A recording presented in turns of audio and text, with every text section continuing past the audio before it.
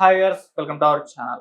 అమరావతి మహిళలపైన అనుచిత వ్యాఖ్యల నేపథ్యంలో సీనియర్ జర్నలిస్ట్ కొమ్మినేని శ్రీనివాసరావు గారు రీసెంట్ గా అరెస్ట్ అయ్యారు. ఇప్పుడు సుప్రీంకోర్టు ఆయనకి బెయిల్ మంజూరు చేసినట్టుగా వార్తలు వస్తున్నాయి. మరి ఈ బెయిల్ మంజూరు చేసే టైంలో ఎటువంటి స్టేట్మెంట్ సుప్రీంకోర్టు ఇచ్చింది, మరి కొమ్మినేని విషయంలో ఏం చెప్తుంది? సో ఇప్పుడు ఇదే అంశం మీద డిస్కస్ చేయడానికి ప్రజెంట్ మనతో పాటు సీనియర్ జర్నలిస్ట్ అరవింద్ కొల్లి గారు ఉన్నారు. వారిని అడిగి తెలిసిన ప్రయత్నం అయితే చేద్దాం. సార్ నమస్కారం. సార్ బెయిల్ అయితే దొరికినట్టుగా వార్తలు వస్తున్నాయి సార్. మరి సుప్రీంకోర్టు ఎటువంటి కామెంట్స్ చేసింది సార్ ఈ ఇష్యూ పైన? అంటే సుప్రీంకోర్టు చాలా కీలకమైనటువంటి వ్యాఖ్య చేసింది. అదేంటంటే కొమ్మినేనికి డైరెక్షన్ ఇచ్చింది. అదే సందర్భంలో విధి విధానాలు, బెయిల్కి సంబంధించినటువంటి విధి విధానాలు, ఏం షూరిటీలో పెట్టాలి, ఎంత పెట్టాలి అనేది, దానికి సంబంధించినటువంటి విడుదల ప్రక్రియకు సంబంధించినటువంటి విధి విధాన రూపకల్పన అంతా ట్రయల్ కోర్టుకి ఇస్తూ ఆదేశాలు ఇచ్చింది. అయితే సుప్రీంకోర్టు చేసినటువంటి వ్యాఖ్యలు కానీ, సుప్రీంకోర్టు చేసినటువంటి పరిశీలన వచ్చిన అంశాలు కానీ చాలా క్లియర్గా ఉన్నాయి. సుప్రీంకోర్టు ఆయనకి సంబంధించినటువంటి మరోసారి ఇలాంటి వ్యాఖ్యలు చేయొద్దు అని ఆయనకి చాలా క్లియర్గా, అంటే మరోసారి ఇట్లాంటి వ్యాఖ్యలు చేయొద్దు అంటే ఇలా ఇప్పుడున్నటువంటి వ్యాఖ్యల మూలంగా జరిగినటువంటి నష్టాన్ని పరిగణలోకి తీసుకొని ఆ వ్యాఖ్య చేసిందని భావించాలి. ఇంకోసారి అటువంటి వ్యాఖ్యలు చేయొద్దు అని సుప్రీంకోర్టు చెప్పినటువంటి నేపథ్యంలో దానికి ఒక కండిషన్గానే తీసుకోవాలి. అదే సందర్భంలో కండిషన్లు, విధి విధానాలు, బెయిల్ బాండ్స్ ఎంత పెట్టాలి, షూరిటీ ఎంత పెట్టాలి, ఏ రకమైనటువంటి నిబంధనలు ఉండాలి, ఆయన తరచుగా పోలీస్ స్టేషన్కి వచ్చి సంతకం పెట్టమంటారా, ఇట్లాంటివన్నీ కలిపి ఒక అంశం అయితే క్లియర్. అది ఆ బాధ్యత మొత్తాన్ని ట్రయల్ కోర్టుకు అప్పగించింది. ట్రయల్ కోర్టు అంటే విజయవాడ, మన అంటే పోయినసారి ఆయన ఏదైతే కస్టడీకి వేశారో, పిటిషన్ వేశారో అది. అయితే ఇక్కడ ఇంకొక అంశం, అంటే సోషల్ మీడియాలో విస్తృతంగా చర్చలో ఉంది. ఒక పక్కన కొమ్మినేని లాంటి వ్యక్తిని అరెస్ట్ చేసినప్పుడు వైసీపీ నుంచి రావాల్సిన స్పందనకి సంబంధించి ఒక చర్చ విస్తృతంగా ఉంది. పొన్నవల్ సుధాకర్ రెడ్డిని అసైన్ చేస్తున్నారు. అట్లా కాకుండా మరో సీనియర్ న్యాయవాది, పార్టీ తరఫున రాజ్యసభ సభ్యుడిగా ఉన్నటువంటి నిరంజన్ రెడ్డిని ఎలా చేస్తే, నిరంజన్ రెడ్డి అయితే సక్సెస్ఫుల్గా ఆయన బయటకు తీసుకొచ్చేవారు. హైకోర్టులో కానీ, స్థానిక లోకల్ కోర్టులో కానీ నిరంజన్ రెడ్డిని కనుక ఆయన ఆ బాధ్యత ఆయనకు అప్పగిస్తే బాగుండేది అనేది చర్చ ఉంది. దీని విషయంలో నేను ఇంకా మాట్లాడడానికి ఏం లేదు.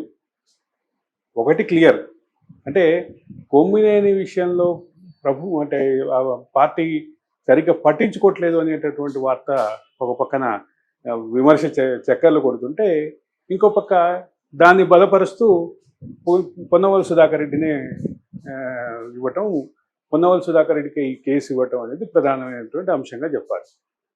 అదే సందర్భంలో నిరంజన్ రెడ్డి లాంటి సక్సెస్ఫుల్ బెయిల్ కానీ ఇట్లాంటి క్రిమినల్ కేసెస్లో సక్సెస్ఫుల్ న్యాయవాదిగా ఉన్నటువంటి నిరంజన్ రెడ్డిని ఆయనకు అలౌట్ చేయాల్సింది, ఆయనకి బాధ్యత అప్పగించాల్సింది అనేటువంటి చర్చ అయితే విస్తృతంగా ఉంది.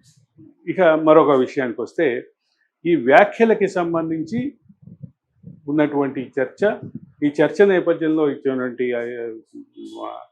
అంటే విడుదల సందర్భంగా ఇచ్చినటువంటి ఈ ఆర్డర్ ఇచ్చే సందర్భంగా చేసినటువంటి వ్యాఖ్యలు, వాటితో పాటు కండిషన్స్ నిర్ణయించే అధికారం స్థానిక కోర్టుకి, ట్రయల్ కోర్టుకి ఇస్తూ ట్రయల్ కోర్టే ఆ ప్రాసెస్ని టేకప్ చేయాలని చెప్పిన నేపథ్యంలో ఇది పరిస్థితి. అయితే ట్రయల్ కోర్టు ఇప్పుడు ఇచ్చేటటువంటి అంటే ఎగ్జిక్యూషన్ ఆర్డర్స్ ప్రకారం ఎగ్జిక్యూట్ చేసి ఆయన బయటకు తీసుకొచ్చే ప్రక్రియ ఈ రోజుకి దాదాపు లేనట్లే. అది శనివారం మధ్యాహ్నం తర్వాతే జరిగేటటువంటి అవకాశం కనిపిస్తోంది.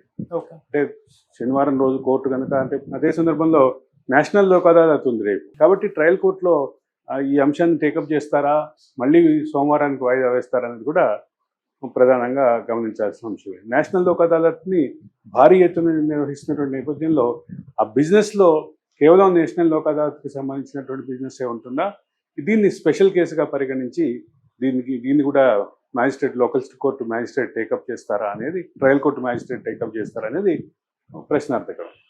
అది డిస్కషన్ పవర్స్ గానే ఉంటాయి అనేది చెప్పక తప్పదు.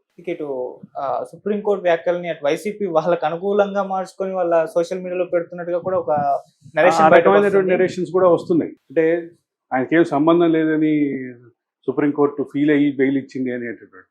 సుప్రీంకోర్టు ఫీల్ అయిన అంశాన్ని వాళ్ళు చెప్తున్నటువంటి అంశంగా కాకుండా మరో రూపంగా చూద్దాం మనం.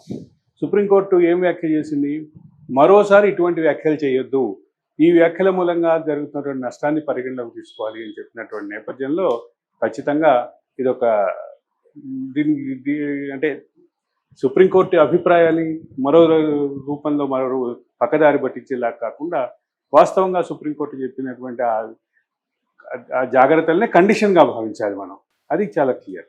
అయితే ఫిజికల్గా కండిషన్కి సంబంధించి ఇలా ట్రయల్ కోర్టు నిర్ణయించేదని చెప్పి సుప్రీంకోర్టు చెప్పింది కాబట్టి దానికి సుప్రీంకోర్టు ఆదేశాల మేరకు ట్రయల్ కోర్టు ఏ రకమైనటువంటి కండిషన్స్ పెడుతుంది అనేది చూడాలి. ఓకే, ఇటు కొమ్మినేని గారికి అయితే బెయిల్ వచ్చిందని కృష్ణరాజు గారి విషయంలో అది జరగదు, ఇప్పట్లో ఆయన బెయిల్ రాదని కూడా అభిప్రాయాలు వ్యక్తం అవుతున్నాయి సార్. మరి ఆయన పరిస్థితి ఏంటంటారు? ఏ స్థాయిలో కనుక పర్సూ చేస్తే దీన్ని ఇప్పుడు ఈ కొమ్మినేని విషయంలో ఇచ్చినటువంటి ఆర్డర్ని కోట్ చేస్తూ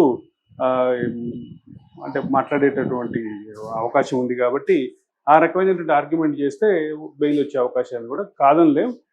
అయితే అదే సందర్భంలో A2ని A1ని ఒకలాగా చూడరు అనేది ఒక న్యాయపరమైనటువంటి న్యాయ నిపుణులు చెబుతున్నారు.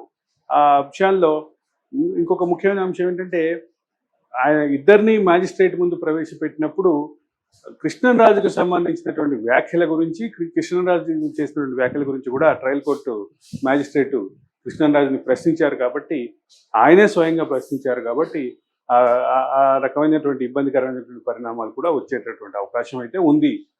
దీన్ని కోర్టు తీర్పుల్ని ముందు ఊహించకూడదు అనేది ఒక జర్నలిజంలో ప్రాథమికమైన అంశం. ఓకే, ఆ రకంగా చూస్తే